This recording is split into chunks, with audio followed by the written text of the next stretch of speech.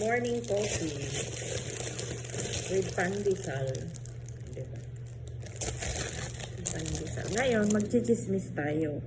It's opinion ko lang to at saka explanation ko ha. Para at least ma-open mind kayo na hindi kayo away-away ang iniisip. Ganito kasi yon. Magulo sa Pilipinas dahil sa pera, tama. Ngayon, masarap ng pandesal. Ngayon kasi, alam nyo ba guys kung bakit pinaglalaban ng Congress yung pera? Kasi ganito yon.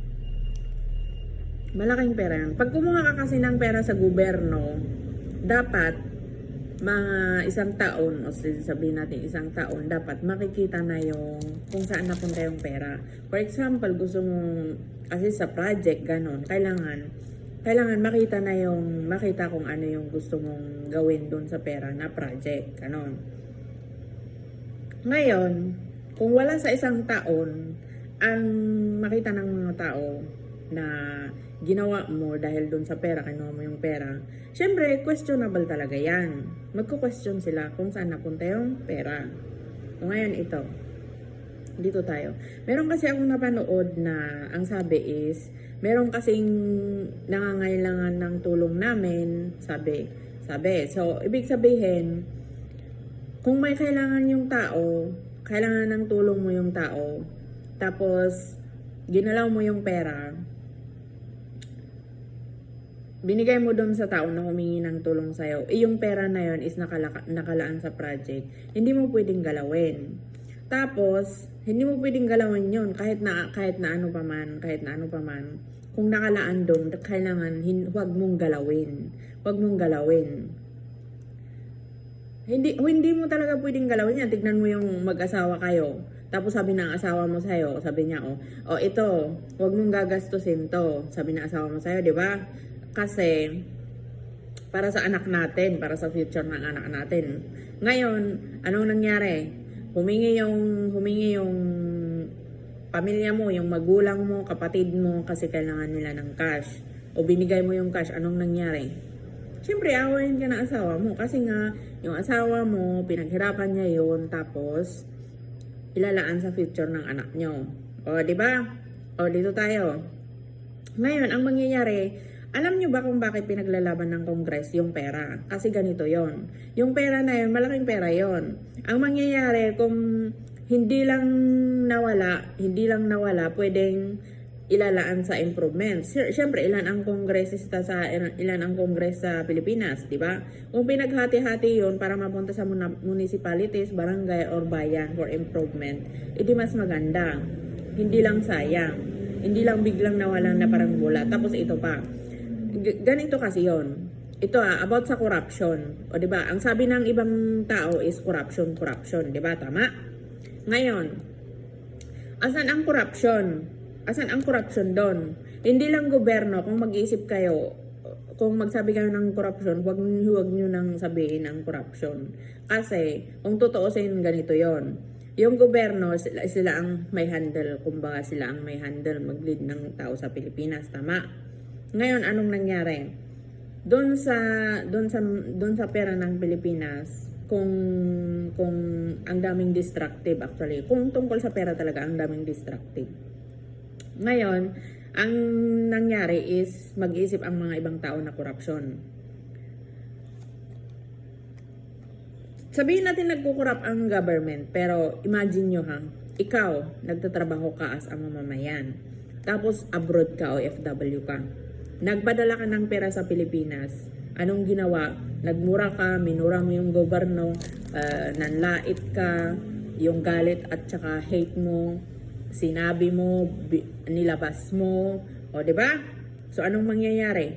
Siyempre, pag ang puso ng isang nasa gobyerno, is money, pag ang puso niya is galit, puno ng galit, tapos ang isip niya is pera, mawawalan ng saysay talaga yung pinaghirapan mo. So ngayon, sana tayo minsan kontrolin yung sarili. Kasi kailangan matuto kayo sa self-control. Kasi once na hindi kayo matuto at pairalin nyo yung mga galit-galit nyo, yun lang din yung dahilan kung bakit nawawala yung pinaghirapan nyo. O imagine mo, OFW ka. Tapos nagpadala ka sa Pinas. Pagkapadala mo ng pera, tumawag ka. Tapos sinabihan mo kung ano-ano na ang sinabi mo. Hindi mo alam, dinibdib ng pamilya mo. Ngayon, nagrereklamo ka, wala ka pang ipon, wala ka pang investment, walang nangyayari sa buhay. Tama? Oh. So ngayon kailangan aralin nyo yung self-control bago kayo magsabi ng hindi maganda, isipin nyo muna. Pag-isipan nyo muna bago kayo magsabi. O ito. Sa ngayon kasi nakikita ko ang improvement ng Luzon.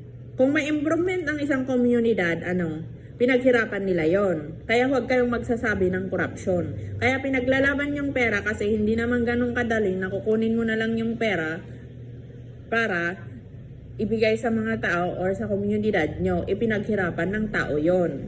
Ngayon, asan ang korupsyon sa yung Luzon? Sabihin natin, mag-explain tayo ng Luzon, Mindanao, Visayas. Asan ang korupsyon? Yung Luzon nag-i-improvement.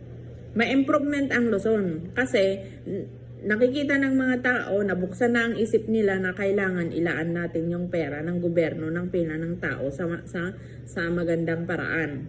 O ngayon ito, saan nila nakuha yung pera? Bakit may improvement sila? Siyempre, yung mga mamamayan sa Luzon, ginagawa nila yung best nila. Yung hard work nila, yung sipag niya, yung tiyaga nila, yung patient nila. Doon mo makikita kung bakit may improvement sila.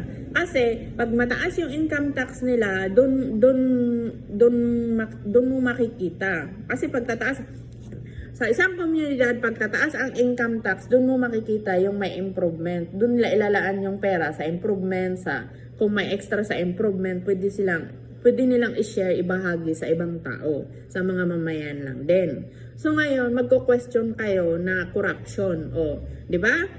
Ngayon, sa Visayas at Mindanao, sa Visayas at Mindanao kasi, siyempre, actually, naintindihan ko naman yung mga pagmumura nyo, yung mga ugali nyo na mga pagmumura kasi, siyempre, namanan nyo, wala akong magagawa, di ba? Pero intindihin nyo yung sitwasyon ngayon. Kasi nakikita ko sa Visayas may improvement. So, ibig sabihin, yung nasa komunidad nyo, alam niya yung hirap nyo, nakikita nyo yung hirap nyo. Tapos kailangan kasi sa isang komunidad, kailangan peaceful ka. Peaceful ka talaga. Kailangan i-maintain mo yung peace. Kailangan i-maintain mo yung peace, love, and happiness. Kasi doon papasok yung tawag dito. Doon papasok yung success, yung swerte. O, di ba? Kasi pag walang peace, sinong tao na bibisita doon para madagdagan yung income? Sinong tao na magtuturist doon para madagdagan yung income? Ngayon, intindihin nyo. Sa Mindanao, kung walang peace sa Mindanao, sinong tao ang pupunta doon para mag-tour, mamasyal, para at least tumaas man lang yung income tax? Siyempre, walang taong pupunta doon. Kasi kung puno ka ng galit, tapos ganyan, barilan, walang peace, sinong taong pupunta doon para magbahagi sana ng tulong sa'yo? O, imagine mo nga, yung natulog ng isang araw doon, may income na doon ang gobyerno, may income na for improvements. Kung alam nilang ilaan kung saan yung pera. So ngayon, huwag kayong magtataka. Bago kayong magsalita ng korupsyon, bago kayong mag-bash, isipin nyo muna na yung improvement lang Luzon, pinaghihirapan ng mamamayan yon. Kaya huwag kayong magtaka kung bakit pinaglalaban ng kongresista yung confidential funds na asan na. Nagtatanong ang mga tao na asan na. So bago kayong maglaan ng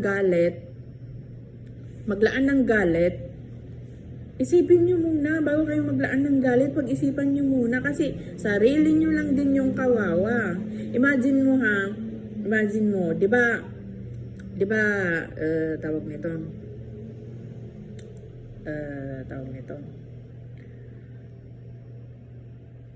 Ngayon, bumuo ka ng galit sa puso mo. Anong mangyayari? Kung concerned ka sa mga tao, huwag kang bumuo. Huwag mong i-encourage yung mga tao na magalit sa iba. Kasi lalong yun yung dahilan eh.